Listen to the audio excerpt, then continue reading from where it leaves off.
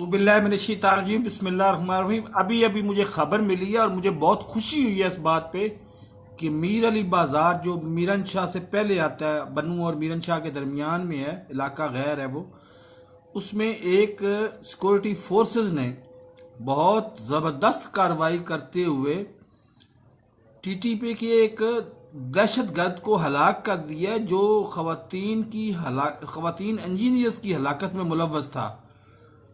तो कौन सी माफ़ी, ये सदर पाकिस्तान के मुंह से भी अल्फाज सुन चुका हूँ कि आम माफ़ी दी जा सकती है और फलाज, और ये लोग इस काबिल नहीं हैं। और कौन सा हमारा असर रसूख है तालिबान पे जो हम इतनी ज़्यादा आउट ऑफ द वे जाके मदद कर रहे हैं उनको। हमें सबसे पहले ये मुतालबा करना चाहिए कि बाकी बातों को छोड़ें, बाकी बातें बाद में हम करते रहेंगे, लेकिन पहले आप एहसान उल एहसान को हमारे हवाले करें और उसको इबरतनाक सजा दी जानी चाहिए। मेरा चैनल अगर सब्सक्राइब नहीं किया तो नीचे लगे सुर्ख बटन को पुश करके मेरा चैनल सब्सक्राइब कर लें और साथ लगे बेल आइकन को दबा के ऑल नोटिफिकेशन को ऑन कर दें ताकि मेरी हर नई आने वाली वीडियो का नोटिफिकेशन आपको मिल सके। अल्लाह हाफिज़।